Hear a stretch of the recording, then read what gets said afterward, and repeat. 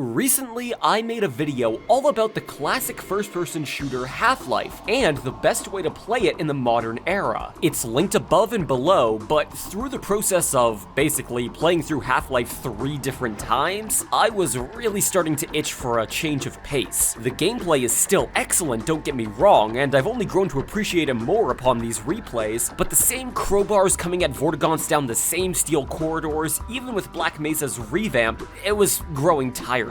So I decided to step into the wild world of Half-Life spin-offs. At first, looking around Steam, I came across Opposing Force released in '99 and Blue Shift released in 2001. While officially sanctioned by Valve, these 2 to 5-ish hour long side stories were developed by Gearbox. Yes, that Gearbox. Starring different protagonists in their own scenarios during the Black Mesa incident, I was under the impression OF and BS were the only two spin-offs ever released. But upon further digging, I came across a small but notable demo dubbed Uplink, and more interestingly, another Gearbox spin-off for the PlayStation 2 release of Half-Life, a 2-player co-op campaign, Decay. So altogether, we have 4 spin-offs we'll be looking at today, and I'll show you if they're worth the money and in some cases effort to try for yourself. While chronologically, Uplink technically falls first in line, I'm gonna set that one aside for the moment to start with the meteor Opposing Force. The first of the Gearbox-developed titles, this one focuses more on the combative nature of Half-Life both in gameplay and story. You play as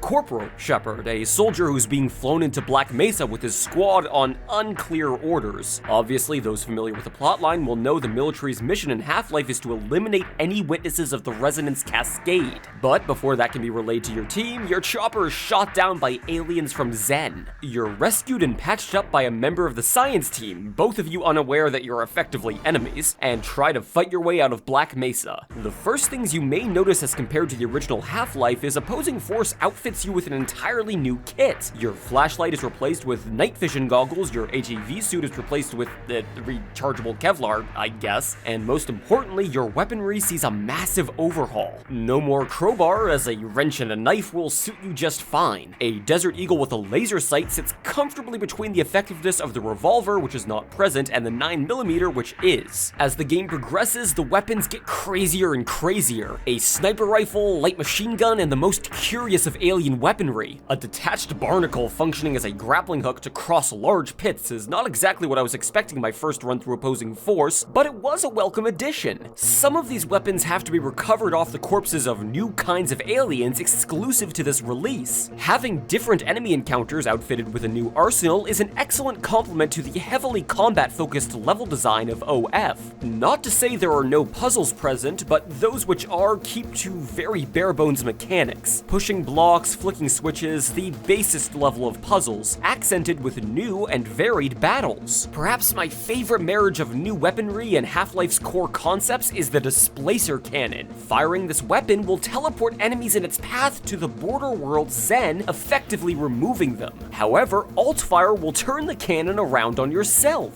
Throughout the course of the game, after acquiring this weapon, you can choose to teleport yourself to a small area of Zen where supplies and healing pools can be found, and then teleport back once you're ready. This effectively acts as an eject button from otherwise deadly situations. It's rather inventive. The biggest drawbacks to Opposing Force would have to be the escort missions, needing to drag soldiers in your squad to doors to weld them open. With Half-Life's less than self-aware AI, it takes some doing to get NPCs where they're going. Also, various areas with flickering lights and really loud ambient noise prove obnoxious quick. And finally, while one of the most interesting plots the spin-offs have to offer, OF hardly matters within the extended universe of Half-Life. So if you're just looking to experience the main plotline, OF isn't required material. That said, if you enjoy the combat of this franchise and want to see some original ideas for weaponry and combatants come to fruition, for $5, Opposing Force has plenty of creative content to offer. Next up, released a few years later, the shorter Blue Shift focuses on the mainstay character Barney. The opening act of this entry has you doing the motions of a security guard in Black Mesa, taking the tram ride in, getting suited up, arming yourself, training, and running maintenance on the facility. Of course, the Resonance Cascade strikes and strands you at the bottom of an elevator shaft. Just like every sorry sap trapped in the lab, you're to fight your way out past aliens and the soldiers who have come to eliminate anyone associated associated with the experiment. While considerably shorter and offering no new weaponry unlike Opposing Force, Blue Shift finds its roots more in classic Half-Life design. These levels feel like something straight out of the original Half-Life, with all the environmental puzzles you're used to, along with some new ones. Of course, too much like Opposing Force, this entry features the escorting of an uncooperative NPC. Thankfully, it's less prominent of a feature. You instead spend more time making your own way through both the labs and Zen, realigning teleport controls to allow those left from the science team to escape the facility. And there are some cute features throughout the title, like seeing Gordon make his way to work on the tram just behind yours, and how the HEV suit chargers are present, but seeing as you don't have that special military electric Kevlar, don't work on your body armor. There's something very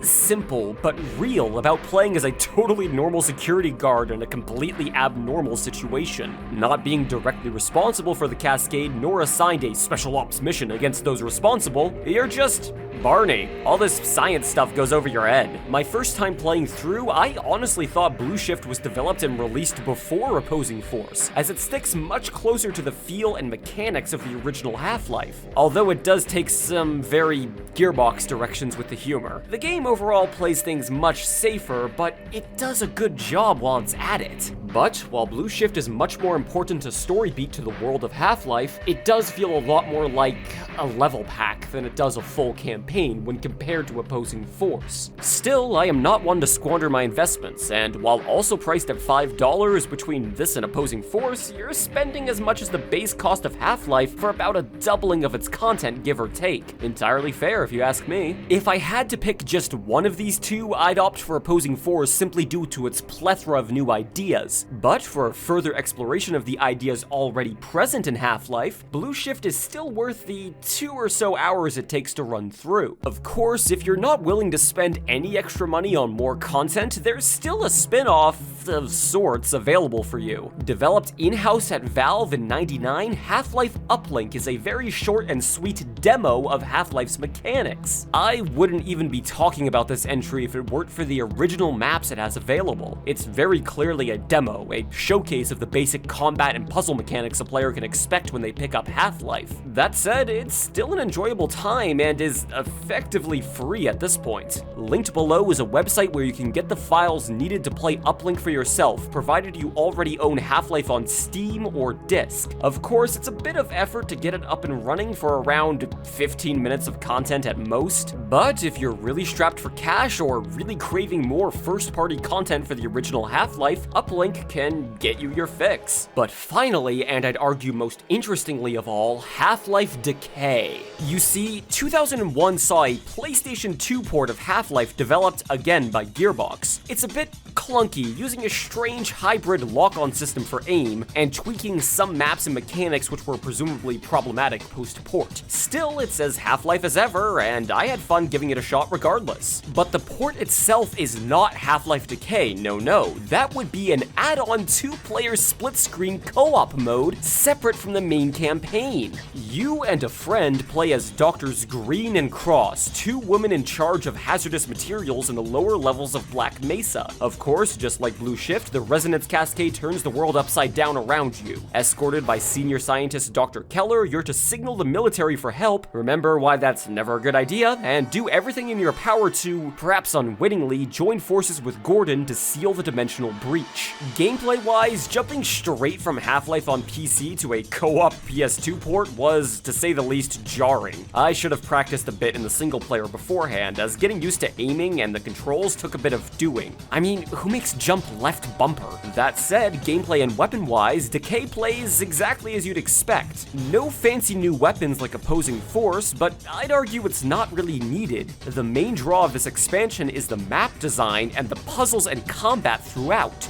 To compare it to another Valve title, picture Half-Life as Portal 2's single-player campaign, and that'd make Decay the co-op mode, with its own levels and story designed around the advantage of another player character. Several puzzles will require one player to operate controls while the other fights past enemies or platforms through the environment. Sometimes the consequences for faltering can be lethal, which leads me to my biggest criticism of Decay. The game mode is mission-based rather than a smooth progression like the single-player campaign, and therefore, if either player dies either due to an instant death trap or simply human error, you'll have to restart from the very beginning of the mission. No quick saves or anything. This grows particularly frustrating when you have to escort NPCs or wait for long blocks of dialogue before progressing. Starting a level out with a minute or two of discussion grows irksome quick when death means a recap. Cooperation was key to progression. Without a difficulty setting and with infrequent health supplies, my friend and I had to really keep tabs on one another and decide if we wanted to stick together or let the player with more health scout ahead to eliminate opposition. By the game's finale, a long holdout mission while charging a displacement beacon, we were fairly confident with our shooting and cooperation to handle it on our first try. Some maps are better than others, however. For instance, a modified version of the original game's hazard course, while cute, is a bit mundane in practice, and some areas are just plain obtuse, like this long holdout session against waves of floating enemies. We weren't even sure if we were actually making progress, as the voice lines detailing what to do are so badly balanced against the gunfire and environmental sounds. Some of the more obnoxious parts of Decay simply come down to its dated nature. It hasn't had the same luxury of minor updates and improvements with the times that Half-Life's Steam release has received, so it feels very much like a late 90s, early 1000s trip rather than a timeless entity. It's the little things, like it's a bit awkward how the game doesn't display weapon view models in this mode, except for the crowbar, even when playing in 4x3, which stacks the view top to bottom. Although this view model problem is not the case in the single-player version of Decay, if you can call it that.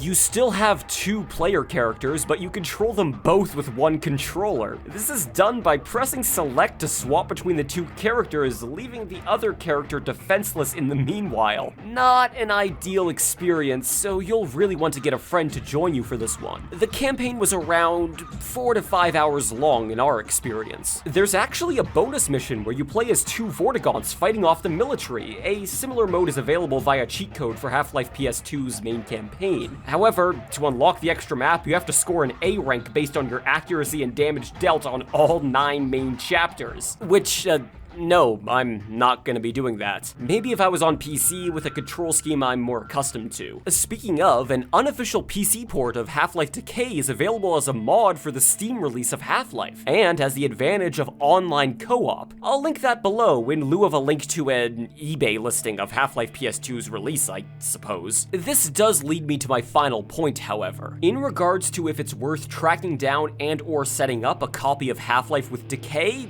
it's hard to say. If you have a friend who's just as interested in experiencing a campaign designed around cooperative Half-Life with you, and is willing to install a mod and port forward, then you two have fun. And seeing as these are extraordinary times, until it's safe to visit each other in person again, I'd recommend against tracking down a PS2 copy and playing with them locally, unless they happen to already share an apartment with you. It really comes down to how much effort you're willing to invest for a few hours of slightly frustrating but overall creative fun. I don't regret my time with Decay, but unless we ever get an official re-release, I doubt I'll ever revisit it. To recap, Opposing Force and Blue Shift are both worth their time and money, especially if you pick up the Half-Life Anthology bundle for cheap. Uplink makes for a cute little romp, but don't expect it to be any more than a side quest. And Decay is the most interesting of original Half-Life spin-offs if you and your friend are willing to put up with the dated mechanics or install some mods for PC. I'll put up links in the description, and in the meantime,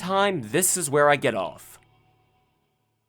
Before I go, though, I'd like to, from the heart, thank you all for getting me to 100,000 subscribers. It's an absolute dream come true for me, and it's hard to put into words how I feel about it. I'll have a celebration video coming out in the next few weeks, so stick around for that. Thank you all so much for being here, stay safe, and take it easy.